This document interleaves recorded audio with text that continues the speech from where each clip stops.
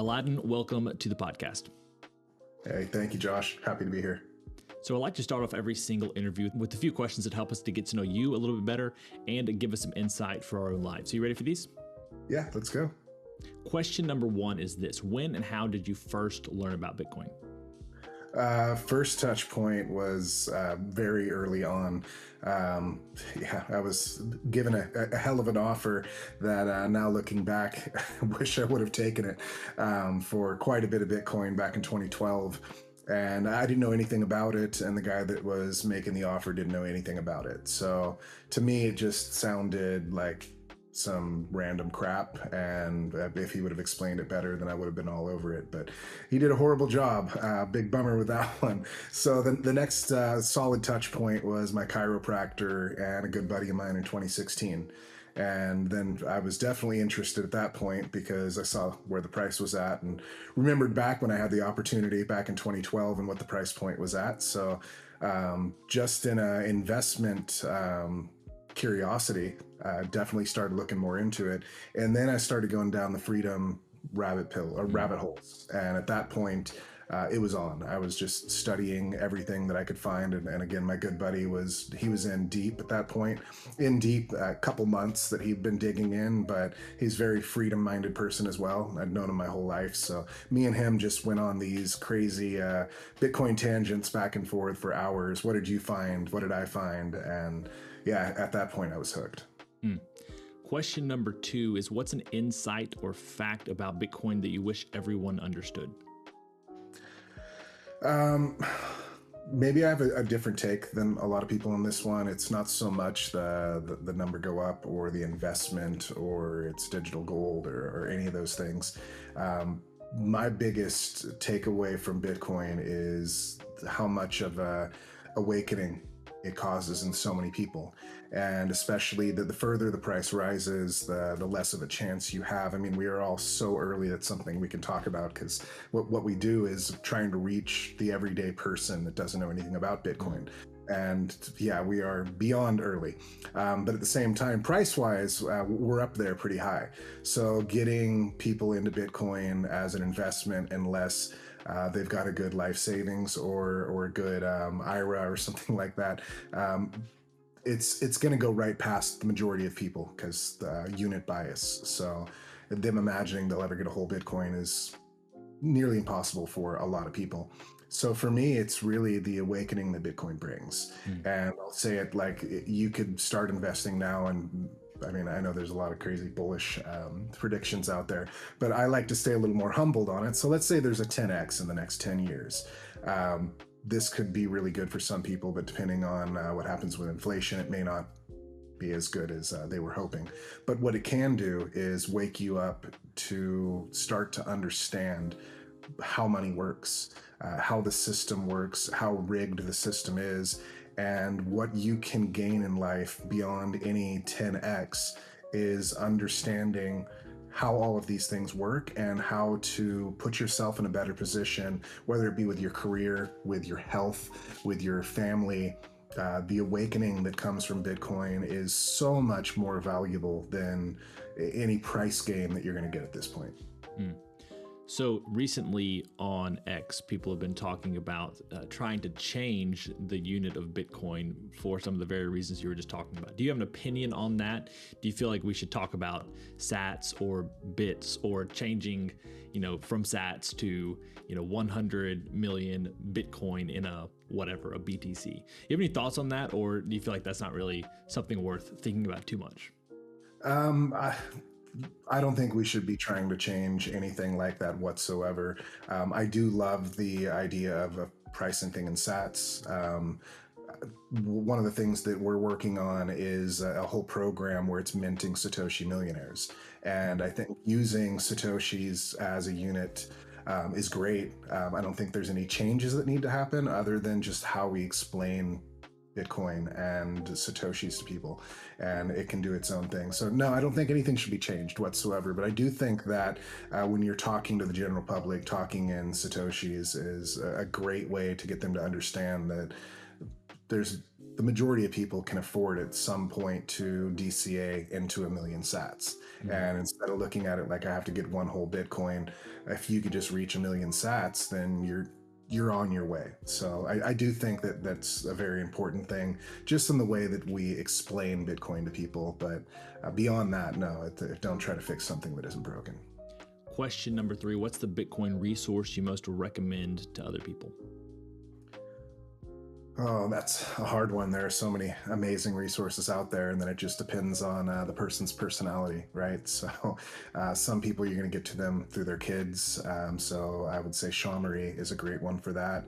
And then you have people that are maybe into it for sports, and there's literally some amazing athletes out there that you can just recommend. Hey, check out Kenny Florin.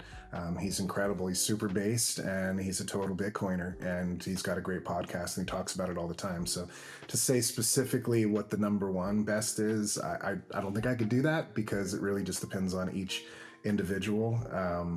Bitcoin trading cards is a great way to start.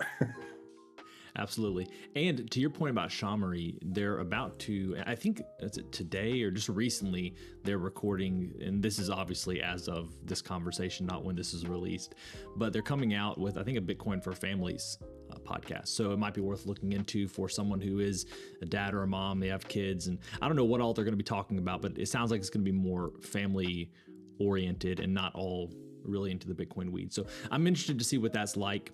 I love what they're doing as well. Let's move on to question number 4, though. And that is, beyond Bitcoin, what's a resource, tool, or idea that's been helpful to you or your work recently?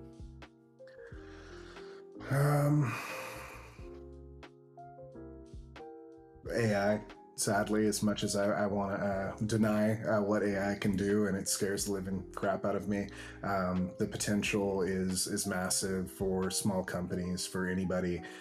My wife just started getting into it, and she spends a lot of time. We homeschool our kids, so my wife is always researching all the best assets that we have out there for homeschooling. And then she's a food nut, so getting into the healthiest things we can do.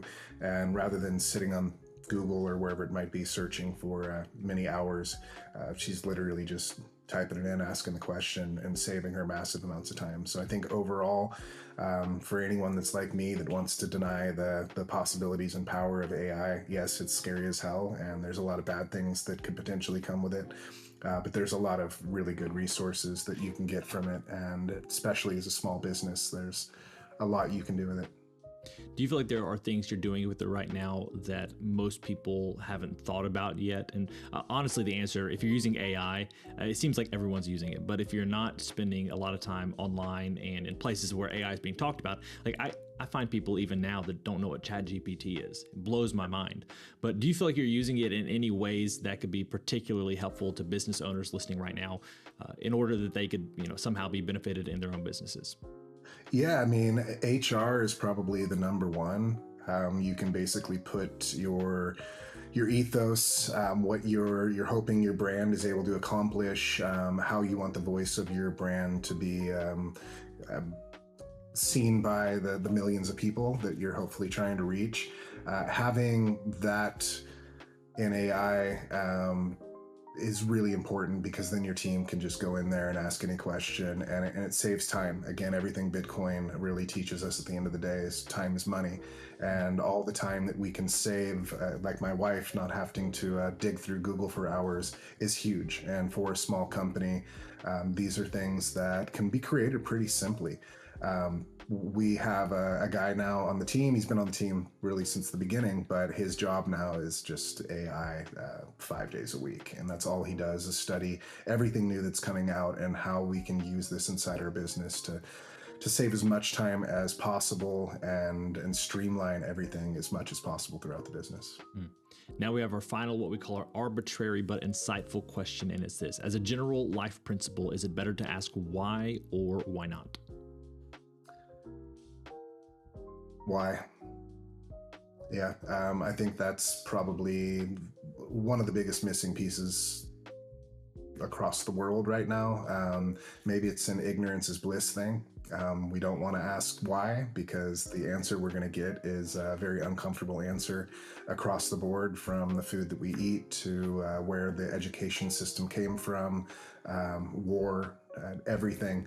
At the end of the day, you start to go down the rabbit holes and follow the money, and almost everything comes down to some massive evil corruption out there. And cognitive dissonance is very, very heavy in this world today. And people just need to start asking why, and get some courage and just hit it and embrace it, because these are the things that are going to hopefully make the changes and all the things that we're afraid to ask why about. If we all hide with our head in the sand, then it's never going to get changed. So I think really, just above all, asking why. I don't care what degree you have. I don't care what kind of surgeon you are, how intelligent you are. If you don't have critical thinking skills, if you can't ask why beyond your particular segment or skill, then I mean, there's a lot of people out there that can ask why, that don't have any degrees, and they will pass you 1,000 miles an hour. Well, Aladdin, we're here today to talk about Bitcoin trading cards. As I told you before we started recording, you've come highly recommended by multiple people. I'm excited to chat a little bit about what you guys are doing today. For people who have maybe heard of you but don't know much about you, you mind just giving us a quick overview of who you are and what you do? Yeah, so I'm Aladdin. I'm the founder of Bitcoin Trading Cards. Again, I got into Bitcoin in 2016, went down all the rabbit holes. I've been a serial entrepreneur my entire life. So all I've done is create as much as possible. And I grew up on a small farm in the cannabis industry. So I learned very early on about corruption. The small town that I lived in was very corrupt. The county that I lived in was one of the most corrupt counties in California, which is saying a lot. From the sheriff department to the board of supervisors, you name it. I learned very, very young just how massively corrupt everything was. And the majority of it all revolved around money in one way or another. So I did not have a lot of trust in the system, or if we could say any trust in the system, my entire life. And I always wanted to create something that was going to have a positive impact. And when I found Bitcoin, I was so hooked. At that time, I actually had another trading card project that I was doing. And it was time for me to make a really big pivot out of what I was doing at that time for my family. 2 young boys, moved, and was at a point where I'm starting all over, and did not have much of a savings or anything like that, and had a lot of time on my hands to figure out what is the next thing that I'm going to do. And just falling in love with Bitcoin and not being able to, like many people that go into Bitcoin, we get lost in it. The rabbit holes go deep. The passion grows daily. The more you meet people in Bitcoin, the stronger you feel, because before you meet people in Bitcoin, it's very lonely. Understanding these things, again, it just comes full circle to the majority of people not being open-minded. So it's an incredible experience getting into Bitcoin. And at that point, all I wanted to do was work in Bitcoin in one way or another, but I'm not a coder. I was basically done with school right around 7th, 8th grade. So I don't have anything to show for myself when it comes to getting a job in any of these sectors other than my creativity. And the main thing I wanted to do is just scream Bitcoin at the top of my lungs across the world as loud as I could, and try to get as many people to start to wake up and see what Bitcoin is. As an artist, I started following all the different Bitcoin artists, just blown away by the talent in the space, and needed to find my niche and how I can do this. So around 2017, 2018, the design and the idea of Bitcoin trading cards started to come together. I worked on it all through up until 2022. Late 2022 is when we launched. The whole point of Bitcoin trading cards is to make Bitcoin education and Bitcoin inspiration as simple and honestly fun as possible to get started on.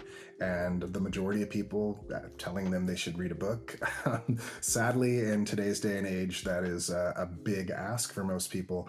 Asking someone to watch a podcast for an hour or two, that's a really big ask for the majority of people. They're hooked on Netflix, they're hooked on they can binge watch, you name it, for 12 hours a day, but asking them to watch an hour-long podcast or hour and a half long, whatever it is, to get them to start to understand what Bitcoin is, it's just not happening. So trading cards were basically some of the first memes. They are basically the first NFTs, if you look at it that way. So it fit, and the cards are literally like your 20-second or 30-second short on Instagram or YouTube or whatever you might be watching. And I knew that that is something that everyone's on. So creating that in a way where someone could physically step out of the metaverse and use their own brain for a moment, tying those two things together, the really short time preference and some incredible art, and literally just a cliff note on the back of the card that explains each subject, thought it has potential. And yeah, it's taken off really well.